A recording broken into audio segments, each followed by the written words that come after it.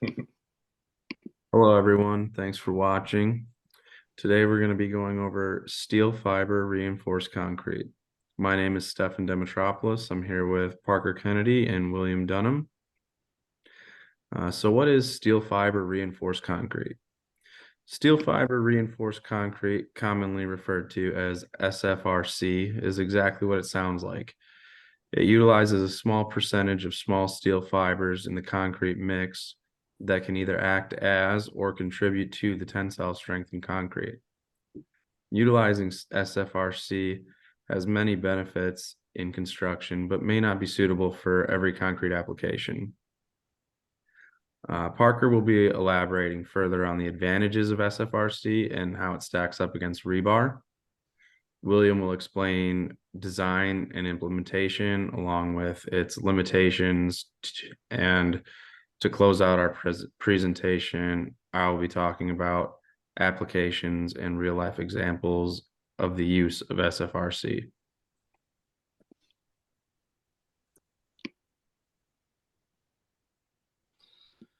To start off my section discussing the advantages of steel fiber reinforced concrete, we need to answer the question of what are the main reasons and advantages of including discrete steel fibers in concrete. Stefan, if you'll go to the next slide, please. The advantages of SFRC start as early as the construction phase, before the concrete has cured and is in place. Traditional concrete that requires matrices of rebar or a steel fiber mesh require on-site storage of all the material to go into the concrete and the additional labor to lay out those matrices before pouring the concrete. With steel fiber reinforced concrete, you don't have to store it on site because it comes already in the concrete mix. You don't need the additional labor to lay out the matrices because it's in the mix. And it can be a much faster install because it's all poured in one and finished and set in place, with the only downside being that it is not as easy as traditional concrete, and so you may need specialized laborers that know what they're doing. But other than that, it is faster and more cost efficient. Next slide, please. Once the concrete is actually laid, steel fiber reinforced concrete has significant superior properties compared to conventional concrete with rebar reinforcement. In strength alone, as you can see from my chart, it significantly outcompetes in compressive strength. Tensile strength, according to my chart, doesn't have much difference, but this very much depends on the volume of steel fiber mixed into the concrete, which can be anywhere from under 1%, which is low volume, 1 to 2%, which is moderate volume and most common, or it can be up to high volume of over 2%, which is rarely seen, if ever, outside of ultra high performance concrete. Next slide, please. In addition to that, it is significantly more resistant to cracks, and not that it will not crack as soon, but that when it does crack, it will not fall apart because it has a whole fiber mesh holding it together, meaning that it will not crumble and fall to pieces as quickly as rebar concrete will. In the same sense, an impact to rebar concrete may cause chunks and holes in it, such as potholes in driveways and asphalt roads. But with steel fiber reinforced concrete, it is more likely to just have small micro cracks rather than large stub your toe on cracks. And in the use of bridges, it is much more resilient when it comes to bending, specifically hogging, which is bending with concave down, because it has a whole mesh of fiber interlaid into it to keep it as one solid piece. Next page, please. Outside of these advantages of it, let's see how it compares to conventional rebar concrete, specifically in terms of structural performance. Next page. Steel fiber reinforced concrete has the enhanced toughness, as I've talked about, increased durability, which is similar to what I've been saying, in that it will not fall apart and crumble as quickly as rebar concrete will, and it has an improved fire resistance. Rebar does have the advantage of having higher strength in some areas, not in all of them, but in some. But a large disadvantage of rebar is the having the solid steel beam in it leaves it much more susceptible to corrosion faster. And now I will pass it on to Stefan to talk about the design and implementation of where steel fiber is best utilized. Okay, Stefan, this is William. I'll take this. Oops, What are the main considerations for the design and implementation of SFRC in construction? Well, first you have to ask, what is the specific application and intended use? If the concrete is underwater or exposed to a continuous flow, the mix design must be properly designed to inhibit permeability and increase durability. Steel fibers increase the abrasion resistance. Next slide. Next slide. Concrete is brittle in nature. The use of steel fibers improves the structural performance by carrying the residual stresses after initial cracking. After maximum loading has been surpassed, the concrete matrix with steel fibers may reach a maximum value of 5 times greater than concrete without fiber.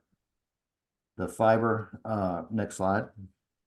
The fiber content and size can be manipulated to influence the strain hardening and strain softening. Next slide. The increase in splitting tensile strength by the addition of steel fibers is estimated to increase 19 to 98% depending on the type and the shape of the steel fibers. The use of 1.5% steel fibers by volume with hooked ends improves splitting tensile strengths by 160%. Next slide. The addition of steel fibers to the cement matrix increases the energy absorption during the strain on the material, offering ductability and toughness. Next slide. What are the limitations and negatives associated with using SFRC in construction applications? Next slide. Workability. Limited with steel fibers, you must increase the water cement ratio. Fiber saturation points in which any improvement in the fiber content would result in marginally improved behavior. Some studies suggest 1 to 1.5%. Like Parker mentioned, ultra high performance concrete uses tiny steel microfibers with fiber content in the 5 to 9% range. Next slide. Also, placement of the fibers is random, thereby increasing the uncertainty of structural effectiveness. Mechanical fastening hooked in fibers do perform better than straight fibers. And cement matrix bonding at steel fibers presents more opportunity for voids. Failure due to the porosity of the interfacial transition zone has irregular thickness proportional to the fiber width. Mixed opinions on the influence of steel fibers on chloride-induced corrosion. This slide on electrical resistivity of steel fiber concrete shows that research does show that the conductivity of the matrix can be reduced. But if you add too many steel fibers, it actually has the opposite effect. Next slide. Potential for failure at the ITZ due to the porosity around the steel fiber. This is another limitation of using steel fibers. And I'm going to turn this over to Stefan after the next slide. So one more comment is lower elasticity than traditional concrete due to the fact that the increased porosity has a direct correlation to lower elasticity. Stefan? Thanks, William. So I'm going to go through some of the examples and uses of SFRC. SFRC has been utilized in construction since the 1970s. It's been the common applications of SFRC have been seen in bridges, tunnels, paving, and some buildings. SFRC is utilized to help with tensile strength in concrete and can be a full replacement for steel reinforcement to include the rebar, the stirrups, and the ties. Utilizing or using the steel fibers can help reduce costs and construction schedules, as Parker said. Your resteel contractors will need to spend less time forming the steel within the concrete due to the elimination of the steel where SFRC can be implemented. Common occurrence for SFRC in the U.S. has been in high seismic regions where the seismic activity can cause major cracking in concrete structures. The steel fibers being throughout the entire concrete specimen allows for decreases in cracking width and cracking spacing of that concrete. So this is engineered out by CKC out of Washington. The Martin is a 23-story apartment building located in Seattle, Washington. It was built in 2013 and is the first building in the U.S. to utilize SFRC for structural components. The building utilized SFRC in the pocket beams around the doors and the window frames to prevent damage to the structure in the event of a seismic event. This was a suitable solution for a high-rise building with seismic load concerns. The project reported an unspecified cost and time savings by implementing SFRC in the various locations. It also created an ease of constructability by eliminating the resteel needed at those locations. The use of SFRC on this project sparked universities in the U.S. to start research programs on SFRC. The two universities that initiated this were the University of Michigan and the University of Wisconsin-Madison.